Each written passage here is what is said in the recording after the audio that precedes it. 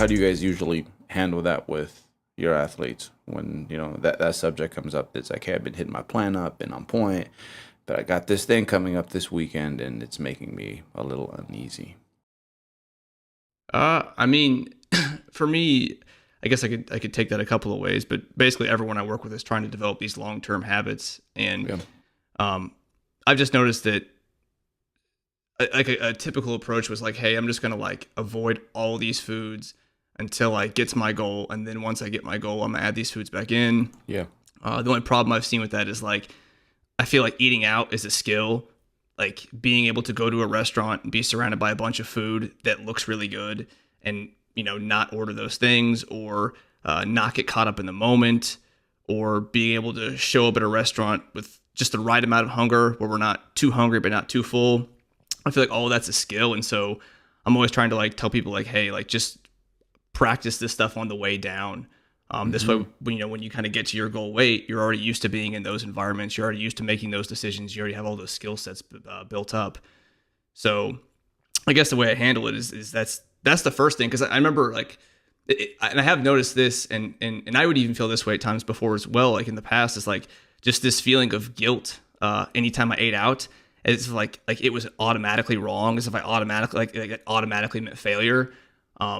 And I've just noticed that as a pretty common like, I guess, attitude is like, if I eat out, that means I've already kind of like fallen off my plan, when it like doesn't necessarily have to be like that. So I won't dive into too much stuff, but I mean, just some of the basic stuff that I have people focus on is trying to find that sweet spot between showing up, having maybe saved some calories, but not showing up trying to have saved all the calories. Trying to like basically show up hungry, but no hungrier than hungry. Because again, I've seen it go wrong where if somebody shows up too hungry because they're like, hey, I have these calories, I'm gonna try to save all these calories. When I get there, I'll be able to have this big meal. The only problem is like, then they show up too hungry. Now it's like, now they're getting the appetizer, they're ordering something they normally wouldn't order, but now it just looks so good. And they're like, well, I got all these calories, and they end up like way overshooting. So just teaching that of like how to get to the restaurant, how to, still be hungry, but not show up too hungry. And then just kind of basically another like good strategy is just ordering like a small side salad with a low calorie dressing as like a starter. And then this way, like you kind of already got those vegetables in your stomach. And then when the meal comes, you've already had some of your veggies. You kind of eat your veggies and protein first, and then whatever you want after that. So I'll stop there and let Jeff and you dive in. But that's some of the stuff that I focus on. I think the thing I focus on a lot is like the understanding of trying to be inclusive, and not like, okay, we're going out to eat and it's this big ordeal where I shouldn't be doing this because it's going against my game plan. I think you get that a lot, as people are just fearful of like eating something out of their normal routine, and something bad is going to happen from that. So, just trying to, prepare them that, hey, let's be inclusive with this. Let's try to manage it the best we can. And even if it's not, let's say, quote unquote, super successful, then there's also the fact that afterwards, how do you react to it? Like, what do we do after that? Do we adjust, or do we just carry on with what we always do?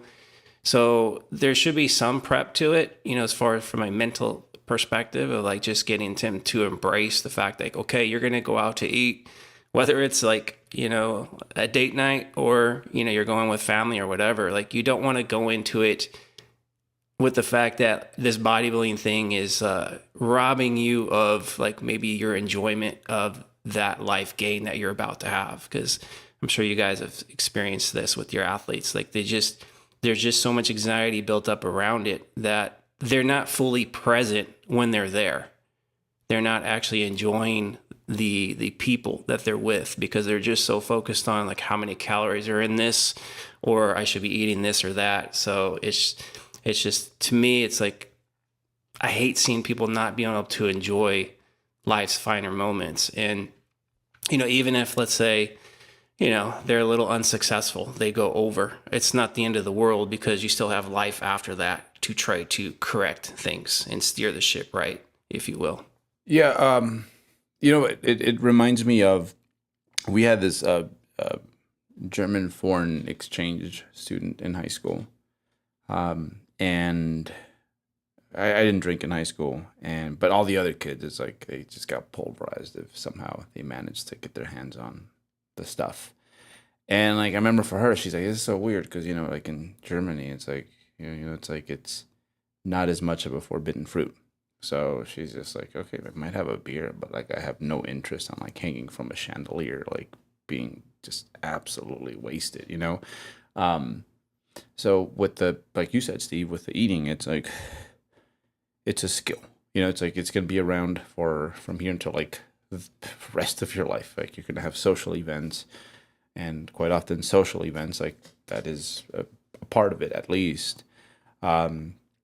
So you have to take that into consideration, and you want a lot of exposure to that while you are embarking in these like goals that you might have. And I guess it starts with like the just how I initially construct a diet, I think, relative to previous years, where it's like, okay, let me find the path of least resistance, like for you.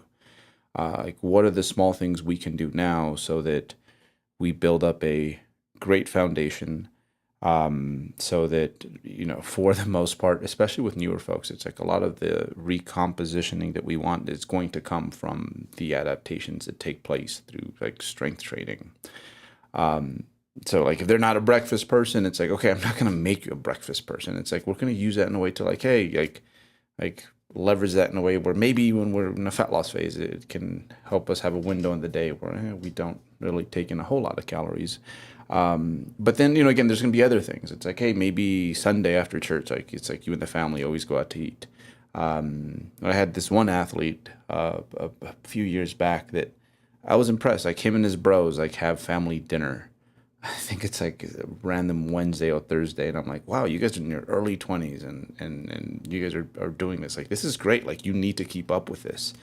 So it's important. Like, that is important. Like, whatever, we all have different frequencies when it comes to that. Like, and yes, maybe for some people who like they come from a background where it's like, hey, like I have takeout like every evening. Like, okay, maybe there's gonna be more things to alter, but you definitely want to keep as much of that in as like what's reasonable. And like anything else, you're just going to like get better over time at like making decisions. And sometimes a decision is like, okay, I'm going to leave some of this food on my plate and tell the server, okay, you can take that, and that might hurt a little bit the first time you do that.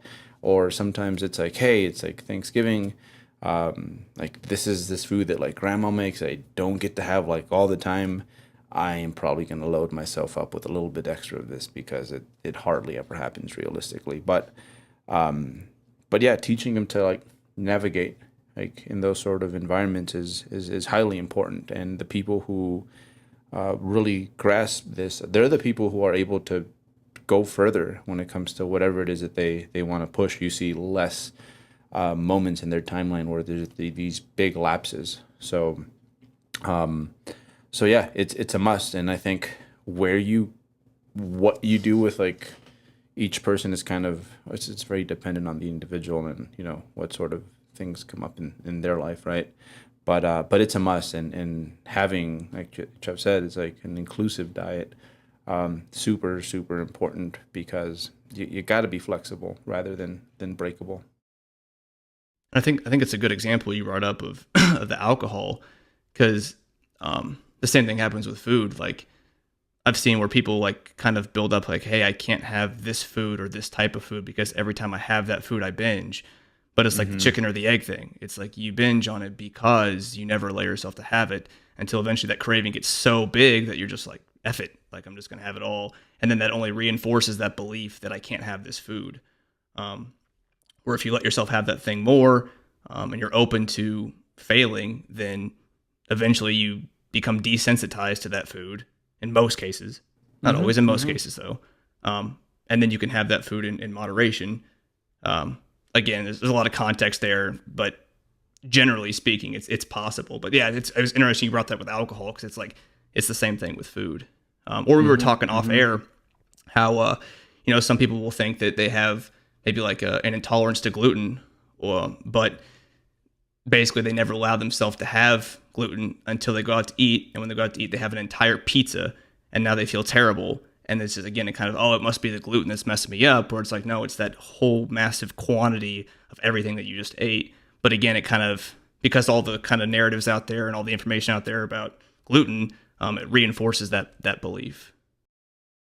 Yeah.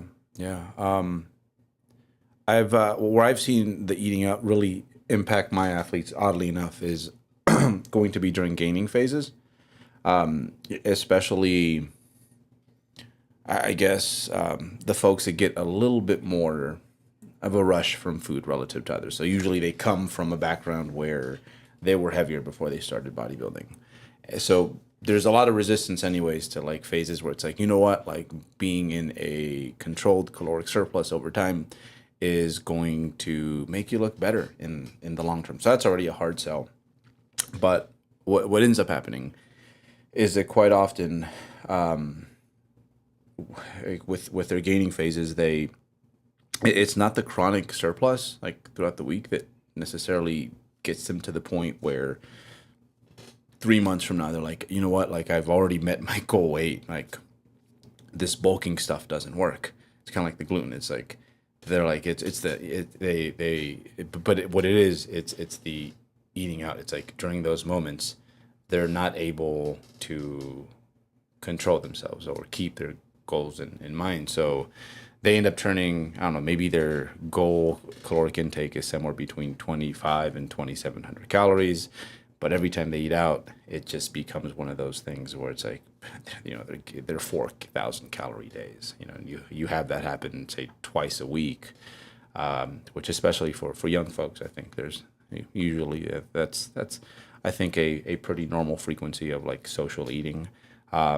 They go back and they're like, gaining doesn't work for me, obviously, because like look what happened in like 3 months, and it all like what happened here actually was like the majority of our surplus wasn't like smoothed out over the course of time. It was these big blips like that. Yeah, you see that often where it's like during the week. It's most times like most people, you know, they're Monday through Fridays. Yeah. You know, they do the 9 to 5 thing. There's a good routine there, so you know everything's kind of controlled or semi-controlled, and then you get to the weekend. That's where it ends up kind of being a free for all. So if you're in a surplus during the week, and then now you're like an extreme surplus because you're eating out with no control, you're just kind of just not making good decisions, then yeah, that's where you see those blips. It's like, oh, this week, there's another pound this week. There's another pound this week because of that. But that's a skill set you have to work on, is like being able to look at a plate and be like, okay, taking all these variables into consideration, like what might be in there. It's like, let me give it a fair, caloric intake. But that's kind of my story, because like right now I'm kind of maintaining weight pretty well, and this is something I've struggled with in the past when I don't have like I'm not prepping.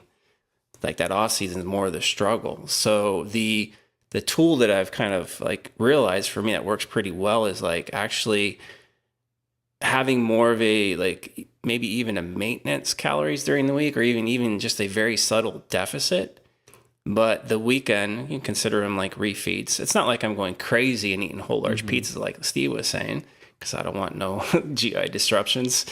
But yeah, I'm enjoying my life on the weekends and indulging a little bit, being inclusive, but just not going too crazy. So it ends up kind of balancing itself out. So the weight's up early in the week from the weekends. By the end of the week, it's kind of back down. So in a sense, it's kind of like maintenance. And it's not over the top stressful for me to manage that. But if I had to, like if someone told me, all right, Jeff, I need you to really like refrain from going out to eat as much on the weekends, or I need you to really be like really selective as far as the menu, that's probably going to be like counterproductive for me, because it's going to raise my anxieties. Like, okay, now I feel like I'm being too restricted during the weekend, when that's my family time. Like that's the time where I enjoy my family. So, and in the back of my mind, I know like, okay, I don't want to go too crazy because I still have this bodybuilding thing that I'm trying to do. So I've had to learn how to kind of balance these things out.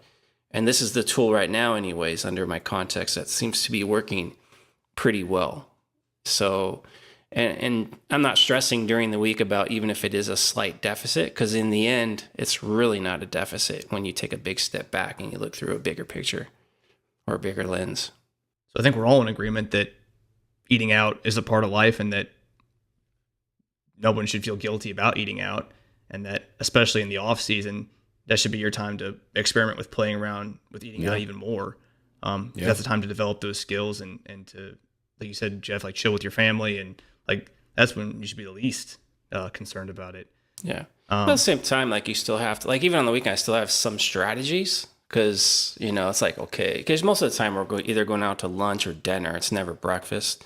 So I know, okay, and I never know where we're going to go out to eat. So, you know, sometimes you can go to a restaurant like, oh, there's a lot of variety here. I can make some really good decisions, you know, eat some good tasty food, but it's not high in calories. Or you might be stuck. Like I've gotten stuck in, let's say, some Mexican restaurants where it's like, oh shit, this menu, it's like everything is pretty greasy and oily. So what am I going to do here? So strategy wise, I'm like, okay, let me just eat a little bit on the lighter side, you know, in the morning time, but not overly light where I'm like starving. Then by the time I do get to that restaurant, I'm like, screw it. I'm so hungry. I don't care. So there's some strategies that I've incorporated that's kind of had me be a little bit more successful, you know, as of late versus, let's say, in my past where it would kind of been the opposite. It would have been like, I don't really care regardless because I'm off season, you know, just the mentality has shifted. And also, you know, I have to think about like overall health too, not just from a bodybuilding perspective, like an aesthetic perspective. It's like, do I really want to eat, you know, all these foods that are like high in saturated fat every single weekend? So that kind of shifted my perspective too, because I am getting a little bit older. So I'm like, okay, I got to think about my overall health as well.